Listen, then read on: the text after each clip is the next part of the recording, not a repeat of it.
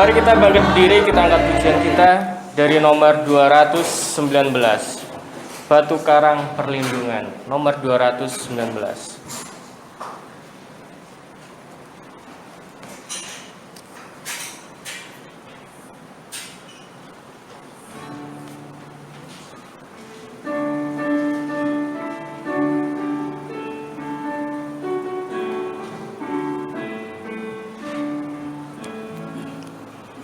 Tuhanlah karangku, naungan yang tetap teguh. Ku selamat dari tiap seteru, naungan yang tetap teguh. Ya Yesus, batu karang perlindungan, perlindungan, perlindungan. Ya Yesus, batu karang perlindungan, tetap teguh. Selalu Kau di sisiku, naungan yang tetap teguh. Ada takut padaku, naungan yang tetap teguh. Ya Yesus, batu karang perlindungan, perlindungan, perlindungan. Ya Yesus, batu karang perlindungan, naungan yang tetap teguh. Baca yang keempat. Kau sungguhlah naungan yang tetap teguh. Menolongku selamanya, naungan yang tetap teguh. Ya Yesus, batu karang perlindungan, perlindungan, perlindungan.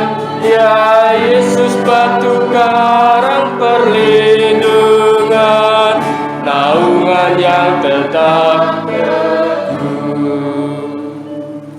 Kita akan berdoa untuk mengawali kebaktian kita pada pagi hari ini, dan sekalian Bapak Andi Tanjung akan pimpin kita dalam doa. Mari kita bersatu di dalam doa. Bapa kami di surga, kami datang pada pagi hari ini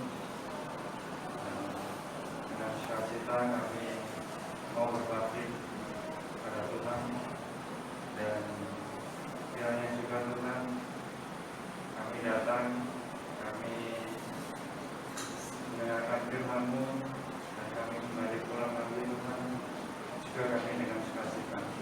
Kami juga berdoa untuk saudara kami yang mungkin masih dalam perjalanan, Tuhan mempercepat langkah mereka, sehingga bisa mereka berkumpul dengan kami, dan juga yang tidak bisa hadir, yang sakit Tuhan, yang menolong mereka, dan Tuhan menolong kesembuhan mereka. Terima kasih Bapa, dalam nama Tuhan Yesus kami berdoa. Amin. Amin. Silakan duduk Bapak Ibu sekalian. Kita menyanyi pujian lagi bagi Tuhan dari nomor 109. Hanya oleh darah Yesus, nomor 109.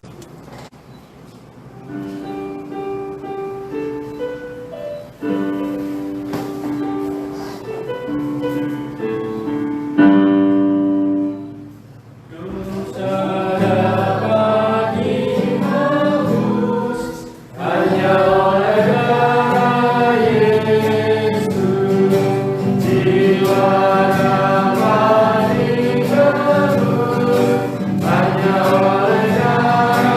Yesus.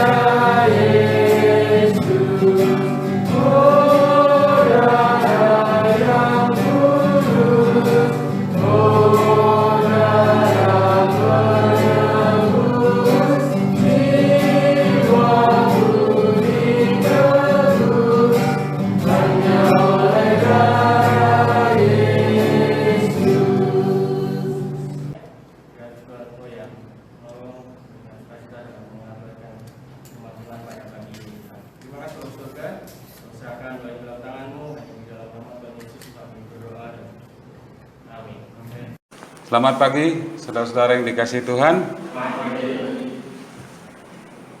Adalah sesuatu hal yang baik bagi jemaat ya.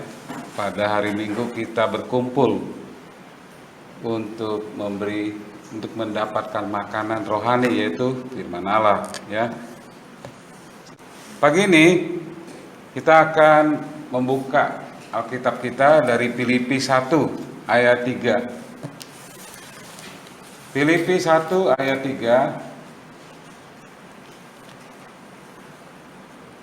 sampai dengan ayat 8.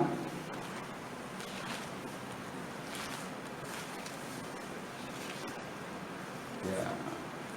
Ini seri surat Filipi. Minggu lalu kita sudah mulai bagian pendahuluan. Nah, kita sudah membaca Filipi 3 ayat 1 Filipi 1 ayat 3 sampai 8. Saudara yang dikasihi Tuhan, kita semua memiliki bisnis. Anda punya bisnis. Bisnis itu urusan, ya, urusan. Kalau kita bilang itu my business, itu urusan saya, ya. Kita semua punya bisnis. Meskipun Anda seorang guru, Anda punya bisnis lain. Meskipun Anda seorang karyawan di suatu perusahaan, Anda punya bisnis lain. Meskipun Anda seorang penyedia jasa angkutan, Anda punya bisnis. Apapun profesi Anda hari ini, Anda sebenarnya punya bisnis. Anda dan saya memiliki bisnis rohani. Dan itulah yang kita bicarakan di sini. Itulah yang sebenarnya ditulis oleh Rasul Paulus kepada jemaat di Filipi. Ini adalah bisnis rohani. Ini adalah bisnis yang datang dari Tuhan. Dan ini adalah bisnis keluarga. Bisnis keluarga. Kalau saudara sudah diselamatkan, kalau saudara sudah sungguh-sungguh menjadi orang Kristen baru atau lama, orang Kristen sejati, Anda merupakan bagian dari keluarga Allah. Ingat, waktu Yesus berusia 12 tahun, dibawa oleh Yusuf dan Maria, bapak jasmaninya, ke Yerusalem untuk beribadat. Nah, ketika mereka akan pulang, Yusuf dan Maria berpikir Yesus ikut di belakangnya. Tapi setelah mereka perjalanan, mereka baru sadar. Mereka lihat ke belakang, Yesus tidak ada di dalam perjalanan pulang mereka. Jadi mereka kembali ke Yerusalem. Mereka mencari-cari selama 3 hari, saudara, tidak menemukan Yesus. Dan akhirnya mereka menemukan Yesus ada dalam bait Allah, sedang berbicara dengan para alim ulama di situ. Dan ketika mereka menemukan Yesus, Maria berkata, "Nak, mengapa engkau berbuat demikian terhadap kami? Bapamu dan aku cemas mencari engkau." Apa jawab Yesus? "Mengapa kamu mencari aku? Tidakkah kamu tahu bahwa aku harus berada di rumah Bapakku?" Kalau dalam King James Version bunyinya demikian. "Mengapa engkau mencari aku? Tidakkah aku harus berada di dalam bisnis Bapakku?" Kata bisnis, ya.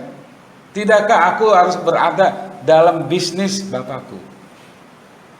Dalam urusan Bapa di sorga.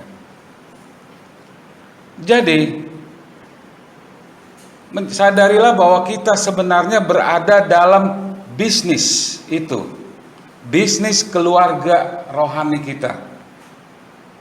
Nah, dalam Filipi 1, dalam ayat 5 dikatakan di sini, aku mengucap syukur kepada Allahku karena persekutuanmu dalam berita Injil. Nah, ada kata persekutuan di sini. Persekutuan di sini bisa juga diterjemahkan sebagai mitra, kemitraan,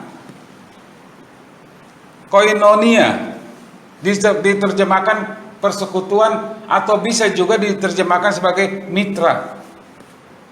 Kita adalah mitra dalam Tuhan, dalam bisnis keluarga. Tuhan adalah Bapa kita. Itu sebabnya kita berdoa menyebut atau memanggil Dia Bapa di sorga. Mengapa kita memanggil Dia Bapa? Karena setelah kita diselamatkan, Allah tidak memperlakukan kita sebagai orang berdosa lagi. Dia memperlakukan kita sebagai anaknya. Tapi setiap orang yang menerimanya diberinya kuasa supaya menjadi anak-anaknya. Jadi saudara yang dikasihi Tuhan, juga kalau kita lihat dalam ayat 7, memang saudara sepatutnya aku berpikir demikian akan kamu semua, sebab kamu ada dalam hatiku, oleh karena kamu semua turut mendapat bagian dalam kasih karunia yang diberikan kepadaku. Perhatikan kata itu, mendapat bagian. Kata mendapat bagian artinya apa? Bahwa dia berbicara di sini kita adalah partnership-nya, partner. Kita bagian di dalamnya. Jadi saudara, saya tekankan lagi dalam kalimatnya bahwa kita ada dalam bisnis keluarga.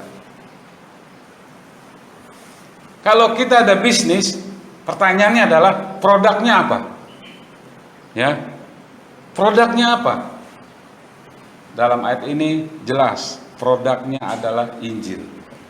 Injil adalah produk yang dipercayakan, yang harus dibagikan, yang harus disosialisasikan.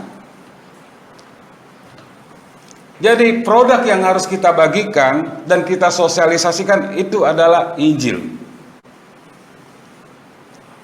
Jadi itulah yang selalu kita bagikan, Injil. Makanya dalam ayat 5, Paulus berkata, aku mengucap syukur kepada Allah karena persekutuanmu dalam berita Injil. Ya.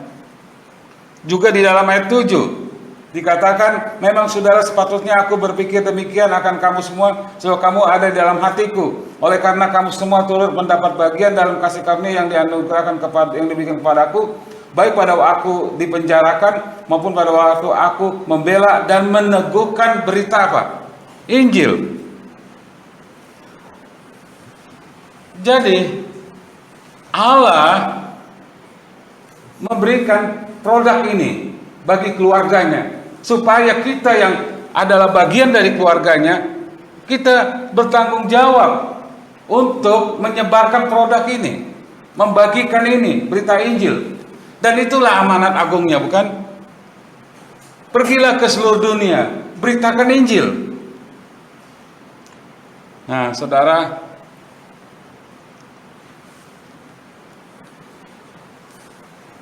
mengapa Injil adalah produk kita?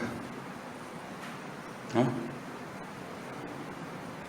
Saudara yang dikasihi Tuhan, sayang sekali ya, banyak orang Kristen tidak menyebarkan produk ini. Justru dia membesar-besarkan tentang mujizat. Justru dia membesar-besarkan dan membual mujizat Allah nyata. Mereka membesar-besarkan. Iblis juga bisa melakukan mujizat. Tapi yang tidak bisa dilakukan oleh iblis, oleh siapapun, adalah produk kita, yaitu Injil. Mengapa? Injil adalah produk yang Allah percayakan kepada dalam bisnis keluarga. Karena hanya Injil yang membawa perubahan. Dari situlah perubahan hidup berasal. Anda tahu apa itu Injil? Injil adalah kabar baik. Kabar baik mengenai apa? Injil adalah kabar baik mengenai apa yang Yesus lakukan di kayu salib. Dan apa yang Yesus lakukan di kayu salib sudah cukup membawa saudara dari bumi ini ke surga. Itulah satu-satunya jalan ke surga, yaitu melalui salib Yesus Kristus. Yesus berkata, "Akulah jalan, kebenaran, dan hidup. Tidak ada seorang pun yang datang kepada Bapa tanpa melalui aku." Itu produknya. Itu produk terbaik yang kita miliki. Itu kabar baik. Yesus yang membayar harganya. Kita percaya bahwa Yesus sudah mati di kayu salib, dikuburkan dan bangkit dari kematian untuk pembenaran kita. Itulah Injil. Injil itulah yang mengubah hidup Paulus. Waktu Paulus mendengar Injil, dia menerima Injil. Injil sudah mengubahnya dari seorang penganiaya, seorang pembenci, menjadi seorang pengkhotbah. Injillah yang mengubah Paulus yang dulu namanya Saulus dari Tarsus, sekarang diubah menjadi Rasul Paulus. Dan Injil itu juga yang mengubah Timotius. Timotius dari orang yang tidak paham tentang keselamatan.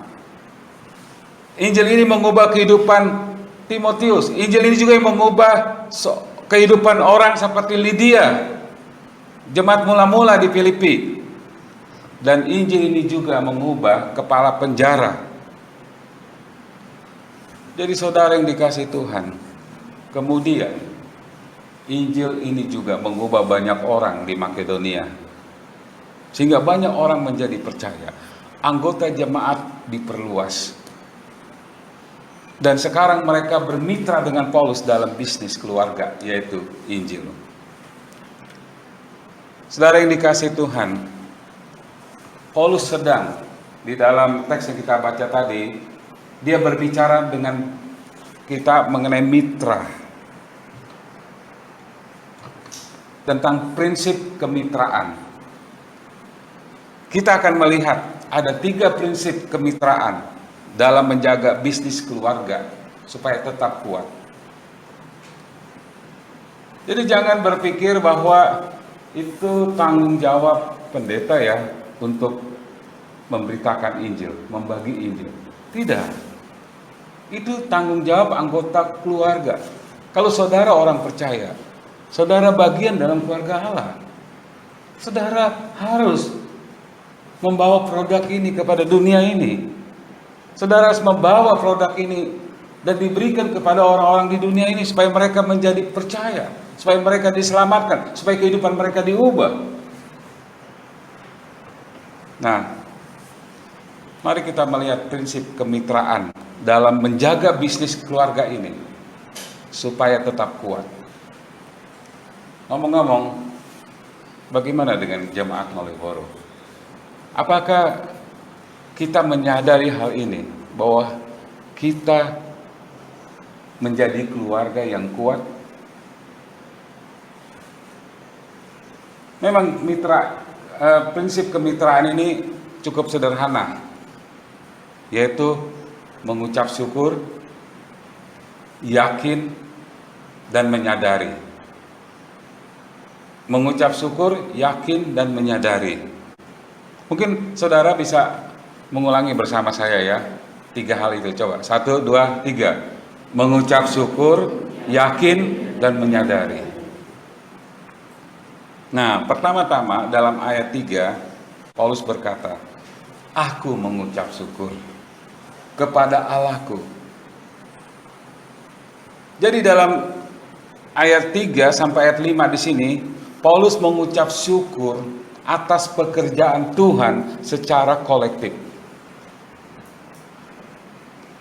Paulus menulis ini waktu dia berada di sel penjara, ya, yaitu di Roma. Sebagaimana khotbah saya minggu lalu, ya, dia menulis ini waktu dia berada di sel penjara di Roma. Dan waktu dia ada di sel penjara Roma, pada saat dia berada di situ, dia punya banyak waktu, karena dia tidak bisa ngapa-ngapain di situ, kan? Dia berada di dalam sel penjara.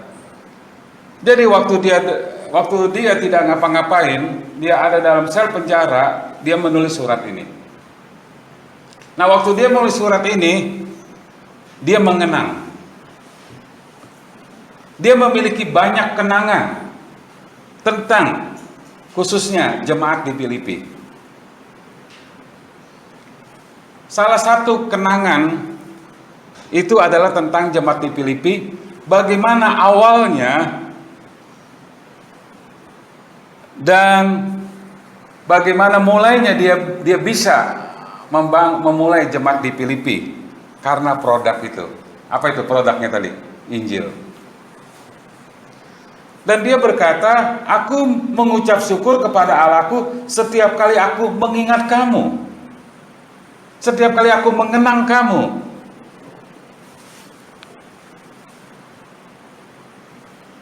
Dengan kata lain, Paulus tersenyum setiap kali dia teringat jemaat di Filipi. Dan bukan saja mengucap syukur, ayat 4 dikatakan, dan setiap kali aku berdoa untuk kamu, aku selalu berdoa dengan sukacita. Aku berdoa dengan sukacita. Nah, sebenarnya waktu saya membaca ini, ya, membaca ayat 3 dan ayat 4, saya merasa ada sesuatu yang aneh di sini. Kalau saudara mengikuti khotbah saya minggu lalu, bagaimana dia memulai jemaat di Filipi, ya, dan dibandingkan dengan ungkapannya di sini, aku mengucap syukur kepada Allahku setiap kali aku mengingat kamu. Ini sesuatu yang aneh buat saya, ya. Apalagi dia mengatakan ada sukacita di dalam doanya. Aneh bagi saya karena mengingat pengalaman Paulus di Filipi. Terus terang, Filipi agak menyebalkan. Paulus mengalami pengalaman yang menyebalkan di Filipi. Pertama-tama, Paulus tidak mau pergi ke Filipi. Itu faktanya. Sebenarnya dia mau pergi ke Roma. 2 kali dia dihalangi oleh Roh Kudus. Waktu dia mau mencoba pergi ke beberapa tempat, dia gagal. Akhirnya dia berakhir di Troas. Di Troas dia mendapat penglihatan dari seorang pria dari Makedonia yang berkata, datang kepada kami dan tolong kami. Jadi keesokan harinya waktu dia bangun, dia pergi ke Makedonia. Dia pergi ke Makedonia karena mungkin ada sesuatu yang bisa dia lakukan di sana. Tapi nyatanya tapi sebenarnya Paulus tidak ingin ke Filipi. Dia datang ke Makedonia. Filipi adalah kota utamanya. Kota utama di Makedonia. Nah, waktu dia sampai di Makedonia, kota Filipi, Paulus mencari-cari mana pria yang ada dalam penglihatan dia. Dia cari-cari mana, dia tidak menemukan. Sampai akhirnya dia mendengar atau melihat ada sekelompok wanita Yahudi berkumpul di tepi sungai sedang berdoa. Jadi dia ke situ. Nah, waktu dia ke situ, dia membawa produk. Apa produk sekali lagi? Injil. Waktu dia sedang berbicara kepada wanita itu, ada seorang wanita yang bernama Lydia. Lydia tertarik mendengar pesan produk itu, Injil itu dari Paulus. Dan dikatakan Tuhan membuka hati Lydia. Sehingga Lydia menerima Kristus sebagai juru selamatnya. Hanya 1 jiwa dia dapatkan di situ. Banyak perempuan di situ di tepi pantai. Tapi tidak dikatakan bahwa sekelompok besar orang-orang wanita Yahudi itu menjadi percaya. Yang percaya hanya seorang wanita bernama Lydia. Seorang penjahit dari Tiatira. Jadi dia baru dapat 1. Biasanya kalau Paulus masuk ke kota-kota yang akan dia jangkau, dia membawa produk. Dia selalu memasuki rumah sinagog. Sinagog itu adalah tempat ibadah orang Yahudi. Karena bait Allah sudah dihancurkan. Jadi mereka membangun namanya sinagog. Tetapi di Filipi tidak ada. Tidak ada tempat sinagog. Karena tidak memenuhi syarat jumlahnya. Jadi terpaksalah orang Yahudi berdoa kumpul di tepi sungai. Nah, saudara, setelah beberapa waktu kemudian ada seorang seorang gadis yang kerasukan setan. Nah, gadis yang kerasukan setan ini ya mengganggu Paulus dan temannya dalam memberitakan Injil, dalam pelayanan. Bahkan dia berteriak-teriak menggunakan nama Yesus yang kerasukan setan ini. Lalu mereka juga mengganggu Paulus waktu Paulus sedang berdoa dengan teman-temannya. Akhirnya Paulus menoleh dan memandang kepada gadis yang kerasukan. Paulus melihat bahwa gadis ini kerasukan, tidak waras ya, tidak wajar. Akhirnya Paulus mengusir roh jahat yang ada di dalam wanita itu. Tapi siapa sangka bahwa sebenarnya perempuan yang dirasuk itu adalah komoditi, bisnis masyarakat. Masyarakat menjadi marah karena Paulus mengusir roh jahat yang ada dalam gadis itu. Sehingga Paulus dibawa ke kota, dan sampai di kota Paulus dan teman-temannya dipukuli, dihajar pakai tongkat yang berapa panjang miliknya. Jadi dihajar punggungnya oleh banyak orang. Dan menurut Alkitab bahwa Paulus mengalami luka pendarahan. Ada darah yang keluar di punggungnya dan ada banyak sampai mungkin itu kalau tidak dikasih antiseptik ya, itu membahayakan. Sesudah dipukuli dan dihajar, Paulus dimasukkan ke dalam penjara. Nah, saudara, bukankah itu hal yang menyebalkan di kota Filipi, bukan? Dia ditangkap secara tidak benar. Dia dipukuli oleh orang Yahudi, dan kemudian di dalam penjara itu Tuhan membuat terjadi gempa bumi. Dan gempa bumi itu membuka sel-sel penjara dan melepaskan rantai yang mengikat dia. Paulus lepas dari penjara dan rantai itu. Nah, ada kepala penjara di situ yang ketakutan karena peristiwa itu. Jadi Paulus membagi produk, yaitu Injil, kepada kepala penjara itu. Dan puji Tuhan, kepala penjara itu percaya kepada Yesus. 1 jiwa lagi, ada cuma 2 jiwa. Tapi tidak sampai di situ, kepala penjara itu juga, saudara, membawa istri dan anak-anaknya untuk ikut percaya. Mereka mengundang Paulus ke rumahnya, menghidangkan makanan, dan Paulus membagi produk itu, yaitu Injil. Dan akhirnya kepala penjara itu dan keluarganya dibaptiskan. Saudara, kemudian Paulus tidak bersama lagi di situ. Timotius dikirim ke situ.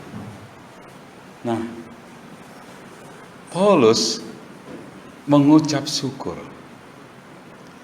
Jadi menarik ya, kalau kita melihat latar belakangnya. Paulus berkata, saya mengucap syukur kepada Allahku setiap kali aku mengingat kamu dan berdoa dengan sukacita.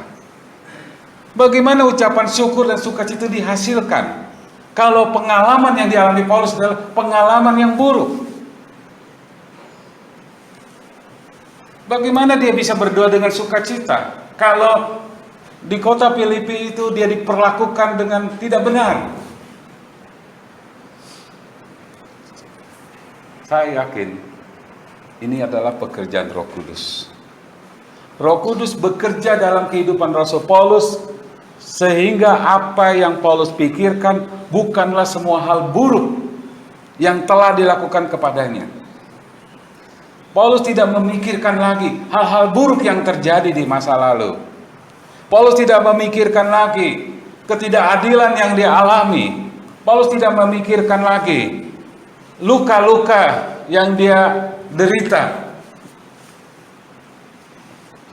Paulus tidak memikirkan lagi ketidakadilan yang orang perbuat kepadanya.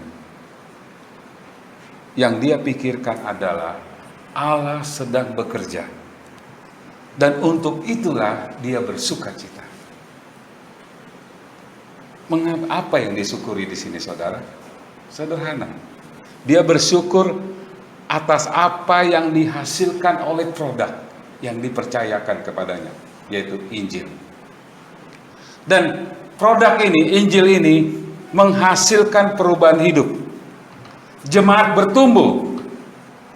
Dan ketika dia menulis surat kepada jemaat di Filipi, tidak hanya Lydia dan kepala keluarga, kepala penjara itu yang ada dalam jemaat. Sekarang jemaat itu sudah menjadi besar.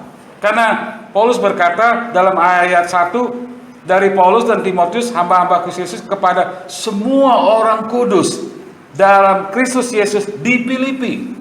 Anda tahu, Paulus memulai cuma satu wanita dan satu keluarga.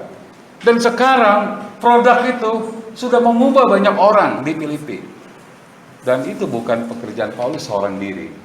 Paulus menganggap karena mitra, karena persekutuanmu dalam berita Injil, karena kerjasama jemaat, karena sama dalam keluarga, famili jemaat ini, mereka bermitra dalam mengembangkan, membagi Injil. Memang Paulus menderita aniaya, memang itu menyakitkan, memang itu mengerikan, tetapi Allah bekerja. Injil mengubah hidup orang-orang melaluinya, dan Paulus sangat gembira. Itulah sebabnya dia berkata dalam ayat 12 ya, aku mengendaki saudara-saudara supaya kamu tahu bahwa apa yang terjadi pada aku ini justru menyebabkan kemajuan Injil. Jadi dia lupakan, dia tidak pikirkan lagi masalah-masalah di masa lalu. Dia tidak pikirkan lagi yang hal-hal yang menyebalkan dia. Tapi yang dia pikirkan adalah bahwa produk itu berhasil dibagikan, berhasil disosialisasikan meskipun melalui penderitaan yang dia alami. Jadi saudara, ketika Paulus menoleh ke belakang, itulah sikap Paulus. Paulus mengambil sikap yang benar. Kita seharusnya mengucap syukur kepada Allah ya. Mengucap syukur atas pekerjaan Allah secara kolektif. Ini pekerjaan Allah, ini bukan pekerjaan 1-2 orang. Saya mengucap syukur. Dan yang kedua, Paulus yakin dalam pekerjaan Tuhan secara pribadi. Lihat ayat 6. Akan hal ini aku yakin sepenuhnya, yaitu ia yang memulai pekerjaan yang baik di antara kamu. Jangan takut saudara, kalau saudara sudah memberi produk itu kepada orang, ya, suatu pekerjaan baik sudah dimulai di situ, ya. Pekerjaan baik dimulai. pekerjaan pribadi itu dimulai oleh Tuhan. Itu pekerjaan Tuhan. Jadi Paulus berkata, aku yakin akan hal ini, ia yang memulai pekerjaan yang baik. Ya. Jadi Paulus tidak mengatakan Anda sudah melakukan pekerjaan yang luar biasa. Tidak. Dia tidak berkata, oh dengarkan saya menderita, hebat saya. Bukan. Bukan karena ada orang-orang pintar di jemaat Filipi. Bukan karena Paulus seorang rasul. Tapi itu semua adalah pekerjaan Allah. Paulus tidak membual tentang dia. Kadang-kadang saya suka manusia suka melebih-lebihkan ya. Ini dia hamba Tuhan yang luar biasa, hebat. Paulus tidak melihat ke situ. Dia sadar apa yang dia lakukan itu sebenarnya semata-mata pekerjaan Tuhan. Kalau dia mengingat ya dengan Lydia, tugas dia hanya membagi produk. Tapi dikatakan dalam firman Allah, Allah membuka hati Lydia. Siapa yang bisa membuka hati seseorang? Tidak ada, kecuali Tuhan. Tuhanlah yang bekerja sebenarnya. Bukan Paulus. Makanya Paulus berkata, aku yakin Allah yang memulai pekerjaan baik di antara kamu akan meneruskannya. Saya tidak khawatir kalau hari ini saya memberitakan Injil, membagi produk, dan dia percaya Yesus. 1 bulan kemudian dia hilang. Dia tidak nampak lagi. Saya percaya dengan produk itu. Suatu hari you akan kembali lagi. Karena dia tidak bisa lari dari situ. Karena Allah yang memulai pekerjaan baik akan, apa dikatakan ayat 6? Ia akan meneruskannya sampai pada akhirnya. Kalau orang, saudara, sudah mengaku percaya menerima Yesus sebagai juru selamatnya, sudah diselamatkan, dan dia terhilang selamanya, saya pikir dia belum sungguh-sungguh menerima produk itu. Tapi kalau orang sudah sungguh-sungguh menerima produk itu, dia tidak akan kembali dengan sia-sia. Meskipun dia menjadi hilang seakan-akan ya, suatu saat dia akan kembali lagi. Itu yang dikatakan Allah yang memulai pekerjaan baik akan menyelesaikannya. Jadi Tuhan membuka hati Lydia untuk memperhatikan hal-hal yang dikatakan Paulus. Jadi siapa yang melakukan pekerjaan itu? Paulus atau Tuhan? Tuhan. Saudara, kita nggak usah khawatir. Kita bagi produk Injil itu kepada setiap orang. Dan ketika orang itu percaya Yesus, menerima Yesus sebagai juru selamatnya, Allah mulai pekerjaan baik di dalam diri orang itu secara pribadi. Dan dikatakan, dan ia akan meneruskannya. Artinya apa? Itu tidak selesai hanya pada saat dia percaya Yesus. Tidak selesai. Allah akan bertahap meneruskannya. Banyak hal terjadi di dunia ini. Banyak perasaan muncul. Banyak kekecewaan, kepahitan sebagai orang Kristen. Banyak tekanan yang dia hadapi. Dan dia tidak mendapatkan seperti dia berada di surga. Tidak ada air mata, tidak ada masalah ya. Tidak. Allah masih mengerjakan di dalam diri orang itu secara bertahap. Saudara, kalau Amerika mau berperang melawan musuh atau negara manapun, hal yang pertama diserang adalah pertahanan musuh, yaitu senjata. Pusat persenjataan mereka harus dihancurkan dulu.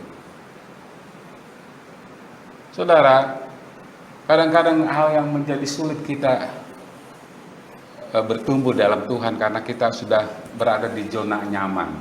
Zona nyaman dengan keduniawian, zona nyaman dengan kesehari-harian kita, sehingga kita tidak tergugah, tersentuh terhadap hal-hal rohani. Jadi saudara, Allah yang memulai pekerjaan baik akan meneruskannya. Sampai kapan? Di sini dikatakan sampai pada akhirnya, pada hari Kristus Yesus. Sampai pada hari Kristus. Jadi saudara, yakinlah akan pekerjaan Allah. Dan saya yakin jemaat Malioboro sudah dimulai, dan Allah akan menyelesaikannya, bukan saya.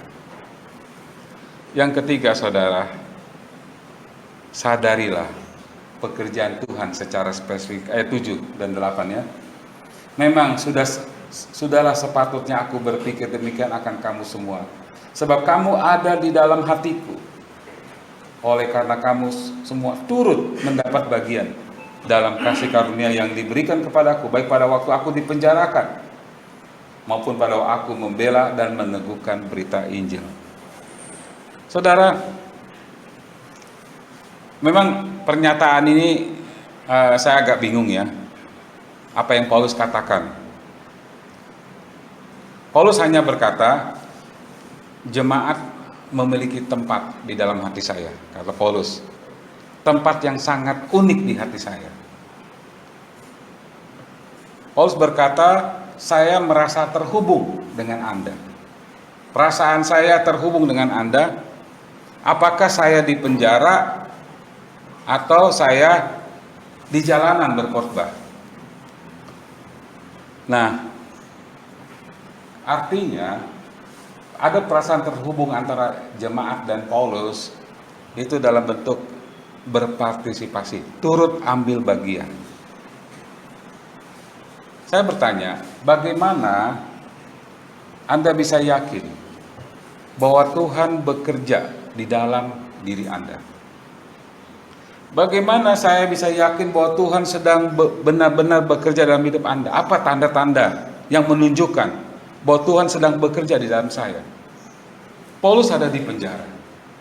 Dia bermil-mil jauhnya dari jemaat di Filipi. Dia terpisahkan secara fisik. Tapi Paulus merasa bahwa dia terhubung dengan jemaat di Filipi. Nah, tanda-tanda itu nampak di sini.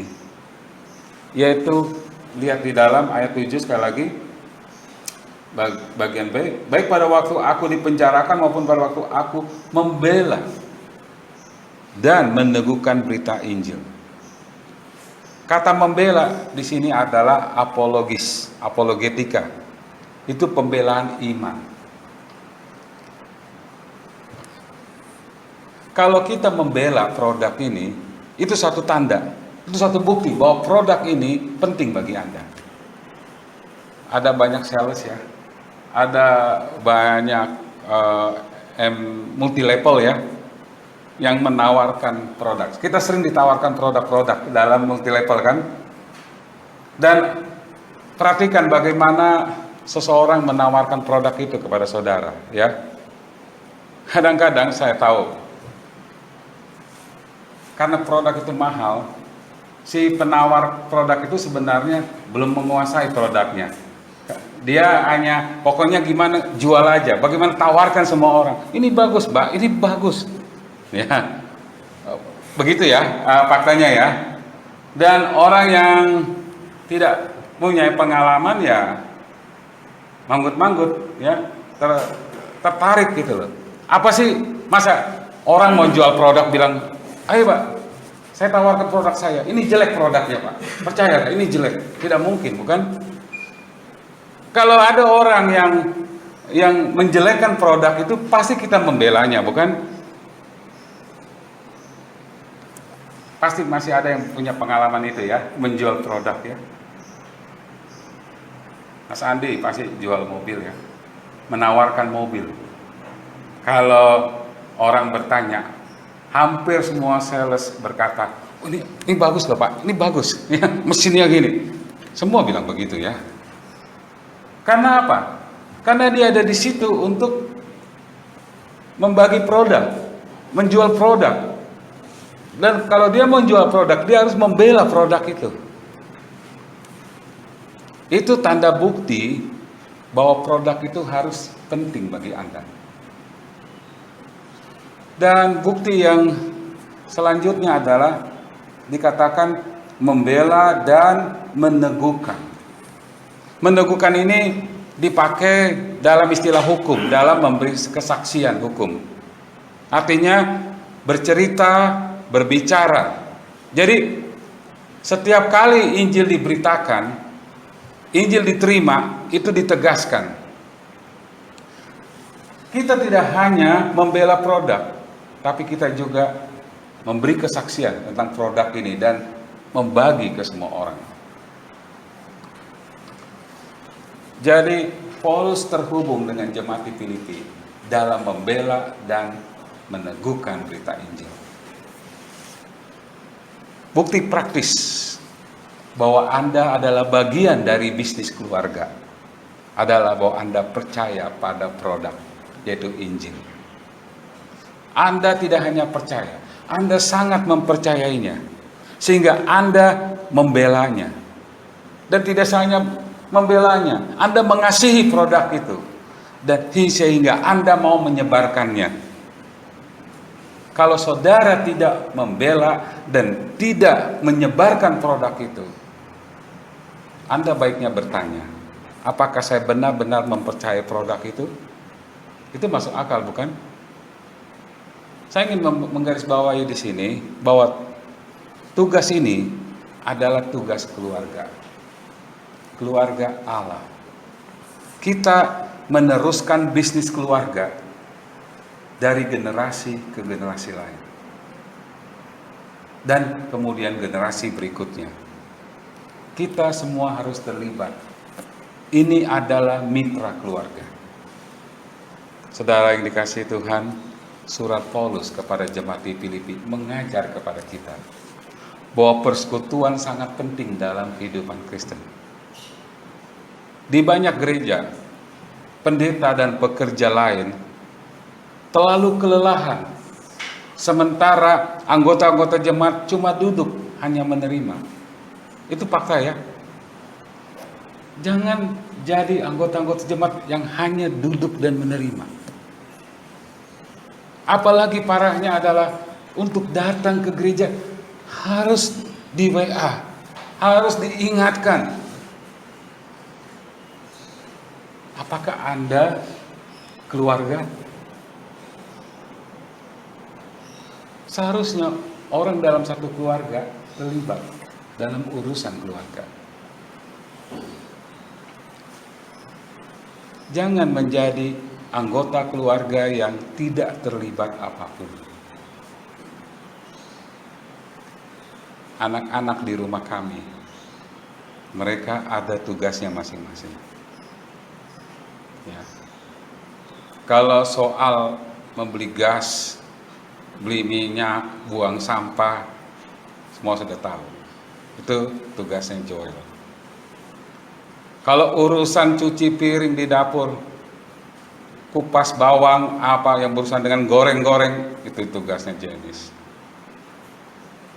Kalau urusan beli air galon dan urusan memperbaiki rumah, urusan hal-hal besar, itu Erik. Ada tugasnya masing-masing. Jangan sampai ada anggota keluarga yang tidak terlibat apapun. Saya sedih sekali ya melihat seorang ibu yang menjadi sangat lelah sekali. Dia harus bangun pagi, dia harus ngepel, dia harus nyuci, dia harus lakukan apapun, semua dikerjakan. Sementara ibunya kecapean, anaknya tidur dan main HP. Anaknya di pojok. Makanya saya selalu ganggu anak saya yang sedang terlalu lama main game. Pasti dia yang jadi sasaran saya panggil. Kalau contohnya Joel bikin kopi, Joel bikin apa? Mengalihkan perhatian dia supaya dia tidak hanyut di situ terus. Anda tidak bisa membuang waktu di situ. Kita family, kita harus terlibat di dalam urusan keluarga. Amin. Dan sebagai keluarga Kristen, kita harus terlibat dalam menyebarkan produk yang Allah percayakan kepada keluarga. Ini bisnis keluarga, yaitu Injil. Saudara yang dikasihi Tuhan, janganlah jadi orang, Anda tidak hanya cukup datang gereja, mengisi bangku yang kosong dan pergi. Dan tidak bersaksi. Ya, Anda membagi produk, bawa jiwa. Kita bekerja sama. Kita jadi mitra, mendorong. Kalau saudara tidak bisa membawa mereka karena tidak ada kendaraan, maka keluarga yang lain akan membantu untuk membawakan kendaraan, menjemput dan sebagainya. Semua terlibat. Semua terlibat ya. Karena ini adalah bisnis keluarga. Apakah, ini pertanyaan penting bagi saudara ya, yang sebelum saya akan tutup. Apakah saudara sudah benar-benar menjadi bagian dalam keluarga Allah? Ini penting. Ya. Kalau Anda belum sungguh-sungguh menjadi bagian dalam keluarga Allah, ada caranya. Anda menerima produk itu dulu, itu Injil. Saudara mengakui saudara orang berdosa, dan saudara menerima Yesus sebagai Tuhan dan Juru Selamat pribadi dalam hati saudara. Percaya kepadanya, dan produk itu akan mengubah hidup saudara, akan mengubah posisi Anda. Keselamatan tidak ada di dalam siapapun juga, selain di dalam Dia. Saudara, saya berharap bangku-bangku yang kosong akan terisi, karena semuanya mau bekerja dan membagi produk Injil. Marilah kita beritakan Injil, ya. Kabar baik bagi semuanya. Ada lagu di bukunya yang Aku Suka Mengabarkan, ya, berita Injil. Mari kita Bapa kami di surga, kami bersyukur Tuhan untuk firman-Mu ini. Terima kasih Tuhan bahwa Tuhan sudah memulai pekerjaan baik di dalam kami secara pribadi. Dan Tuhan juga bertahap terus menyelesaikannya sampai Yesus datang. Terima kasih Tuhan, terpujilah nama-Mu. Di dalam nama Yesus Kristus kami berdoa. Amin. Baik, sampai ketemu. Kita akan terus bersama Tuhan dalam bisnis keluarga sampai Yesus muncul. Itu janjinya, ya. Amin. Mari kembali ke Pak. Kita akan mengakhiri kebaktian kita sambil kita memberikan penghukuman kita kepada Tuhan. Kita angkat pujian dari nomor 199. Mari kita bangkit berdiri. Dan Bapak Agung.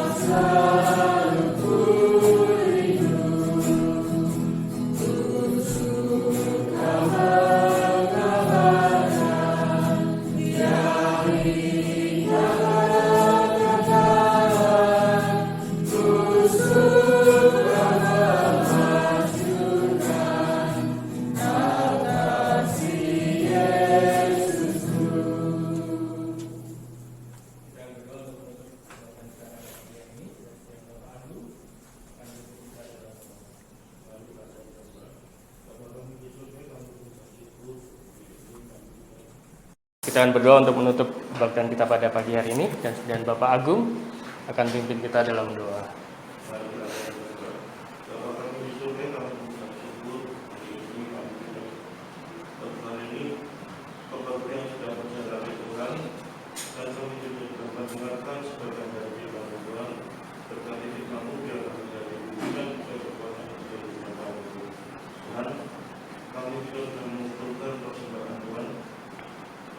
Semoga persembahan tidak untuk keperluan pembantu Tuhan. Dan Tuhan sudah bagi kami akan pulang ke tempat kita masing-masing Tuhan. Pimpin perjalanan kami dari ini sampai ke masing-masing dengan selamat dan sejahtera. Terima kasih Tuhan di dalam nama Tuhan Yesus kami mengucapkan syukur dan berdoa. Amin. Amin. Silakan duduk Bapak Ibu sekalian.